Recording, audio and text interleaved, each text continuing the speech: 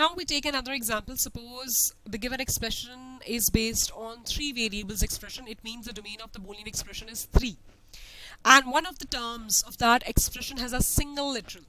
क्योंकि non standard SOP है, मैंने आपको बताया हर टर्म में एक लिटरल, दो लिटरल या तीनों के तीनों लिटरल भी मौजूद हो सकते हैं. डॉटेड रिप्रेजेंट्स के यहाँ एक एक्सप्रेशन मौजूद है और उनकी टर्म्स सपोज पूरी हैं, उस टर्म्स में सारे लिटरल्स मौजूद हैं. उन सब में से उस पूरे एक्सप्रेशन में से सिर्फ ये एक टर्म है which has a single literal which is b bar. अब ऊपर लिखा हुआ है या आपको पूरी एक्सप्रेशन देख के भी ये अंदाजा हो जाता है कि what is the domain of the boolean expression, कि हाउ मेनी लिटरल्स पर ये एक्सप्रेशन अल्टीमेटली बनता है. So there are 3 variables involved and the given is only b bar. पूरे एसओपी नॉन स्टैंडर्ड में से सिर्फ एक टर्म है जिसमें मिसिंग लिटरल्स पाए जाते हैं और वो टर्म मैंने यहाँ लिख दी हुई है, that is having only single literal. अगर वो सिंगल लिटरल है तो out of 3 variable you know 2 literals are missing. कौन कौन से लिटरल्स मिसिंग है? The missing variables are a and c. क्यों? क्योंकि b तो गिवन है और b के ऊपर बार गिवन है, ये ध्यान रखिएगा, b के ऊपर बार गिवन है. अब a, b bar and c. b is given in our term, ठीक है, और b के ऊपर बार है. In our SSOP we know कि अगर लिटरल के ऊपर बार है तो उसकी बिट वैल्यू क्या होती है? 0. इसका मतलब है b is given and it has a bar, so इसकी वैल्यू हमें गिवन है जो हम ट्रेन नहीं कर सकते हैं. हमें इसकी पॉसिबिलिटी मालूम नहीं करनी क्योंकि वो हमें b बार के साथ गिवन है. It means b bar has a bit value 0. ये फिक्स है, ये हम ट्रेड नहीं कर सकते. टर्म में b अपने बार के साथ गिवन है, इसका मतलब इसकी बिट वैल्यू हमें गिवन है. What are the bit values of a and c? क्यों? क्योंकि ये मिसिंग वेरिएबल्स हैं. हमें इसकी बिट वैल्यूज नहीं मालूम, हमें इसके बाइनरी कॉम्बिनेशंस नहीं मालूम क्योंकि a and c are missing in this term. इस एक टर्म में ये a एंड c मिसिंग है. अब क्वेश्चन इज दिस कि a एंड c की क्या वैल्यूज हो सकती हैं? नाउ 2 लिटरल्स मिसिंग है, ये बात का ध्यान रखिएगा. 2 लिटरल्स मिसिंग है. एक लिटरल मिसिंग था तो उसमें तो 2 पॉसिबिलिटीज क्लियर थी, एक 0 हो सकती थी, एक 1 हो सकती थी. Now there are 2 literals missing, a भी मिसिंग है और c भी मिसिंग है. The given one is only b and b has a bar, so it has a value fixed which is at 0 and that is given. अगर a and c missing है तो इसके binary combinations या binary possibilities find out करने का एक easy way यही है, पावर 2 का रूल. पावर 2 का रूल क्या है? कितने लिटरल्स के कॉम्बिनेशन हमें मालूम करने हैं? 2 लिटरल्स के कॉम्बिनेशन हमें मालूम करने हैं. 2 power 2 equals to 4 binary combinations हो सकते हैं इसके a एंड c के. 2 लिटरल्स मिसिंग है, so 4 binary combinations are possible. What would be those 4 binary combinations? a and c को मैंने रेड में लिख दिया क्योंकि ये they are missing and I am going to fill these 4 binary possibilities for the missing literals a and c. b is given to me in the term and the term has a single literal b having a bar, so 0 is fixed. b के ऊपर bar है तो b की given bit value 0 ही हो सकती है, हमें उसको और मजीद सोचने की जरूरत ही नहीं है. मगर a एंड c मिसिंग है, सो a एंड c की पॉसिबिलिटीज क्या हो सकती हैं? a could be 0, c could be 0. एक कोई ऐसी टर्म देखिएगा ना, एक टर्म में अगर ये 2 लिटरल मिसिंग है तो अब हमें हर पॉसिबिलिटी कवर करनी है. मिसिंग का मतलब है हो भी सकता है ये वैल्यू हो और या हो सकता है कोई और वैल्यू हो या हो सकता है कोई और वैल्यू हो. हमें सारी पॉसिबिलिटीज कवर करनी है. क्यों? क्योंकि that is missing to us. हमें नहीं मालूम कि वो पॉसिबिलिटी क्या हो सकती है.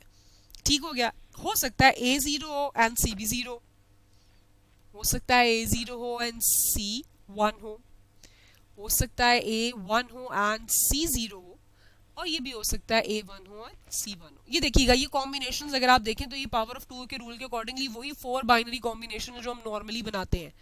0 0 0 0 0 1 1 0 1 1. ठीक है, और इसमें सारी पॉसिबिलिटीज कवर हो रही हैं, हर तरीके की पॉसिबिलिटी कवर हो रही है a एंड c की.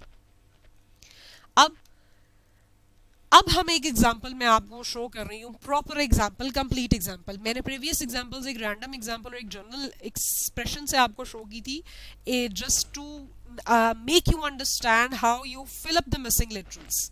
That is it. अब हम एक प्रॉपर एग्जांपल से क्वेश्चन सॉल्व करने लगे हैं. Map the SOP on the K map. ये एसओपी एक्सप्रेशन है. अब आप इस एक्सप्रेशन को देख के इस बात का अंदाजा लगा सकते हैं what is the domain of this given expression. The domain of the given expression is three literals A, B and C. ये देखिएगा, ये वाहिद एक टर्म है जिसमें तीनों लिटरल्स मौजूद हैं. इसमें एक लिटरल है, इसमें दो लिटरल है, इसमें तीनों लिटरल है. So what would be the domain of the given expression? Three literals A, B and C. Solution: complete the missing literals in each term and write the binary equivalent, and then according to that binary equivalent values place ones. क्यों? क्योंकि वो हमारा standard SOP में change हो जाएगा. सबसे पहले मैंने पहली टर्म ली है ए बार, जो कि अकेले लिटरल पे मुश्तमिल है. ए बार ब्लैक में आ गया. मिसिंग लिटरल्स क्या क्या हैं? B and C. Now the missing literals are B and C. तो कितनी बाइनरी पॉसिबिलिटीज बन सकती हैं इन दो लिटरल्स की? 4 बाइनरी कॉम्बिनेशंस बन सकते हैं. पावर ऑफ 2 का अगर मैं रूल यूज कर लूं, दो लिटरल्स हैं तो दो लिटरल्स से क्या बाइनरी कॉम्बिनेशंस हो सकते हैं? 2 raised power 2 equals to 4 combinations हो सकते हैं. And A bar is given to me in my first term. A bar बेशक मुझे अकेला गिवन है, A has a bar, so I know it has a bar, तो it has a bit value equals to 0 in case of my SOP. So A is fixed at 0. A को मैं change नहीं कर सकती, ए तो मुझे term में given है. क्योंकि ए के ऊपर बार है तो उसने मुझे बताया हुआ कि जी मेरा ए बार हर हाल में 0 की हालत में मौजूद है. The possibilities for the B and C is B is 0, C is 0, B is 0, C is 1, B is 1, C is 0 and B is 1 and C is 1. ये देखिएगा 4 binary combinations. दो literals missing होने के, यही हो सकते हैं. अगली second term मैंने ली है. Second term में मेरे पास दो literals हैं, that is A and B bar, and the missing variables only C. अब A without bar given है, so इसका मतलब है इसकी bit value 1 ही हो सकती है और वो ये given है मुझे. P बार के B के ऊपर बार मौजूद है, सो अकॉर्डिंग टू SOP इसकी वैल्यू गिवन है मुझे टर्म के अंदर, इस टर्म में कि वो 0 ही है. C इज मिसिंग लिटरल, तो C हो सकता है 0 होता या हो सकता है वो 1 होता. अब वो C 0 होता या 1 होता, ये दोनों पॉसिबिलिटीज किसके साथ पॉसिबल थी? कि मेरा A dot B bar dot C bar होता या A dot B bar dot C होता. तो मैंने अगली पॉसिबिलिटीज में भी जो फिक्स थे A and B bar given था, ये देखिएगा. अब ये टर्म आपको, अगर इसको मैं टर्म में चेंज करूं, ए बी बार सी बार हो सकता था या ए बी बार सी भी हो सकता था. तो हर पॉसिबिलिटी कवर हो गई. Now the third term is, उसका बाइनरी इक्विवेलेंट मैंने सिर्फ लिखा है. उसकी वजह क्योंकि उसमें तीनों लिटरल्स मौजूद थे और मैंने इनको मैप करना है के मैप पे, तो उसका बाइनरी इक्विवेलेंट हमने भी स्टेप्स देखे हैं कि बाइनरी इक्विवेलेंट के थ्रू हम के मैप पे प्लॉट करते हैं. तो थर्ड टर्म के सारे लिटरल्स मौजूद हैं, मैंने जस्ट उसका बाइनरी इक्विवेलेंट लिखा है 110. Now I am going to map it on a 3 variable K map. 3 variable का के मैप पूरा ड्रॉ करना मुझे आता है. 3 लिटरल्स है, आई नो 3 वेरिएबल का के मैप ही यूज होगा. ए मैंने लिख दिया कि जी मैंने लेफ्ट हैंड साइड पे लेना है, taking care of the most significant bit की पोजीशन पे. Then I have to take B and then I have to take C at least significant position. A मैंने यहाँ लेबल किया है, ए की दो पॉसिबिलिटीज हो सकती हैं 0 या 1. बी सी मैंने टॉप कॉलम साइड पे मेंशन किया है के मैप के, तो उसकी पॉसिबिलिटीज हो सकती है 0 0 0 1 1 1 एंड 1 0. देखिएगा यहाँ फ्लिपिंग हुई हुई है और उसी के अकॉर्डिंगली मैंने उसके डेसिमल इक्विवेलेंट्स यहाँ लिख दिए हैं. ये बातें हम 3 वेरिएबल के मैप में भी कवर कर चुके हुए हैं. Now I am going to map my ones, mapping of ones of a standard SOP expression अभी हम previously देख चुके हैं. अब क्या था, ये नॉन स्टैंडर्ड SOP एक्सप्रेशन थी जो कि देखिएगा स्टैंडर्ड में चेंज हो चुकी हुई है. क्यों? क्योंकि मुझे पूरे बाइनरी कॉम्बिनेशंस हर पॉसिबल वे के मालूम चल चुके हैं. Now I am going to map it.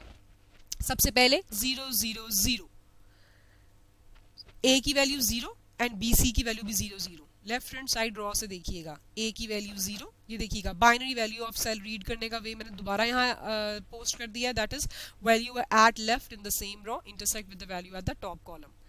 0 0 0 B C की वैल्यू. So this is the cell जहाँ मुझे 1 मैप करना है. फर्स्ट टर्म के लिए मैं पॉइंटर्स भी दोबारा से शो कर रही हूँ. 0 0 0, here I will write 1. Now second term के लिए 0 0 1, ए की वैल्यू 0, ए की वैल्यू 0 ये है, तो मेरा पॉइंटर सेकंड टर्म का ये आ गया. एंड नाउ बी सी की वैल्यू है 0 1, पॉइंटर मेरा सेकंड टर्म के लिए ये आ गया 0 1. सो ये सेल कहाँ बनता है? ये रॉ साइड से आके 0 और ऊपर बी सी का 0 1 ये बनता है. सो मैंने यहाँ 1 लेबल मार्क कर दिया. नाउ अगले के लिए 0 1 0 0 1 0 1 over here. Next is 0 1 1 0 1 1. Next 1 यहाँ आ गया, अगले के लिए 1 0 0, A is 1, B C is 0 0. A is 1, B C is 0 0. So I will write my 1 over here. Next is 1 0 1, 1 0 1, and next is my last is 1 1 0, 1 1 0. So my 1 is mapped over here. Now we take another example, map SOP on the K map. इस expression को देख के आपको domain of the given expression मालूम चलती है जी. सबसे maximum literals लिखे हुए हैं in terms में, जो कि हैं 4, 1 2 3 4. So the domain of this Boolean expression is A, B, C, D, 4 literals. Complete the missing literals, write the binary equivalent, and then you can map it on the K maps. सबसे पहले मैंने पहली term ले ली है, पहली term है B bar C bar, B bar C bar. The missing literals are A and D. B bar form में given है, C भी बार फॉर्म में गिवन है. इसका मतलब है it has a fixed value according to the SOP that is 0. अब missing literals are A and D. So A and D की पॉसिबिलिटीज क्या हो सकती हैं? They are 2 literals missing. So according to the 2 literals, अगर 2 variable हो और उसके बाइनरी कॉम्बिनेशन आपने मालूम करने हो तो हम सिंपल पावर ऑफ 2 का रूल से मालूम कर सकते हैं. 2 पावर 2 इक्वल्स टू 4. तो 4 possibilities of A and D are A could be 0, D could be 0, A could be 0, D could be 1, A could be 1, D could be 0, and A could be 1 and D could be 1. Now the next term, second term, A dot B का बार. A dot B का बार आ गया as it is, and C and D are the missing literals. चूंकि A without बार है, सो वो 1 पे fix रहेगा, क्यों? वो गिवन है हमें. B बार के साथ मौजूद है, तो अकॉर्डिंग टू SOP उसकी बिट वैल्यू 0 है. The missing variables are 2 and the binary combinations would be C could be 0, D could be 0, C could be 0, D could be 1, C could be 1, D could be 0, C could be 1, and D could be 1. Now next term is A dot B dot C का बार. Only the missing literal is D. A and B are without bars, तो वो bit value 1 1 रखते हैं. C given है with bar, तो वो value 0 रखता है और वो given है. The missing possibility of the D could be 0 और D could be 1. नाउ अगली टर्म में सारे लिटरल्स मौजूद हैं, सिर्फ मुझे उसका बाइनरी इक्विवेलेंट लिखने की जरूरत है अकॉर्डिंग टू SOP. 1 0 1 0 आ गया. अगली टर्म में भी सारे लिटरल्स मौजूद हैं. I am just suppose to write the binary equivalents. Last term में भी सारे लिटरल्स मौजूद हैं. I am just suppose to write the binary equivalents for that. If there is the repetition of the terms, then you will mark it only one time. ये binary equivalents जितने भी मेरे पास निकले हैं, अगर कोई बाइनरी इक्विवेलेंट रिपीट हो रहा है तो मैं उसको सिर्फ एक ही टाइम पे लिखूंगी. मुझे जरूरत नहीं है कि मैं उसे बार बार उस पे 1 के ऊपर 1 अगेन एंड अगेन मार्क नहीं करूंगी. देखिएगा अब 4 वेरिएबल का के मैप बनेगा. क्यों? क्योंकि मेरे पास 4 लिटरल्स मौजूद हैं. मैंने A एंड B यहाँ असाइन किया है. A मोस्ट सिग्निफिकेंट बिट की पोजीशन पे है, नेक्स्ट पोजीशन मैंने B रखा है according to my given term A B C D. अब मैं C एंड D मैंने ऊपर टॉप पे रखा है, D को मैंने लीस्ट सिग्निफिकेंट बिट पे रखा है. के मैप 4 वेरिएबल का ऐसे ही प्रॉपर्ली पूरा कंप्लीटली बनता है, वैसा सा मैंने पूरा बना लिया. Now I am going to map ones according to my these terms. I have 0 0 0 0. कौन सा सेल हो सकता है ये? Starting from left hand side in the same row and intersected with the top column. 0 0 AB CD 0 0. So this is my cell. मैंने 1 यहाँ map कर दिया. Next is 0 0 1. 0 0 AB 0 1 CD. 0 0 AB 0 1 CD. यहाँ 1 आ गया. Next 1 0 AB 1 0 AB and 0 0 CD. 0 0 CD. 1 यहाँ आ गया. Next is 1 0 AB 0 1 CD. तो यहाँ आ गया. Next 1 0 AB and CD 0 0. ये देखिएगा ये रिपीट हो गया. 1 0 AB एंड 0 0 CD. तो ये वही वाली बात है. If there is a repetition you have to mark only 1 time 1.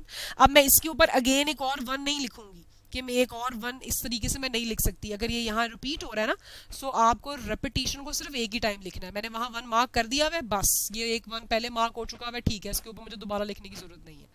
Now next is 1 0 AB and CD 0 1. Again यहाँ 1 मैंने पहले मार्क कर चुकी हूँ इस टर्म को पूरा करते हुए, सो मुझे दोबारा यहाँ 1 लिखने की जरूरत नहीं है, वो पहले मार्क हो चुका है. आप उसको एक ही टाइम लिखेंगे. Next is 1 0 1 0. Next is 1 0 1 1. Then 1 1 0 0 1 1 0 0, and then is 1 1 0 1 over here. और बाकी टर्म्स की ये रेपिटेशन है, देखिएगा 1010 ये सारे रिपीट हो रहे हैं जो कि ऑलरेडी 1 वहाँ मैप हो चुके हैं इन पोजीशंस पे, तो मुझे दोबारा 1 लिखने की ज़रूरत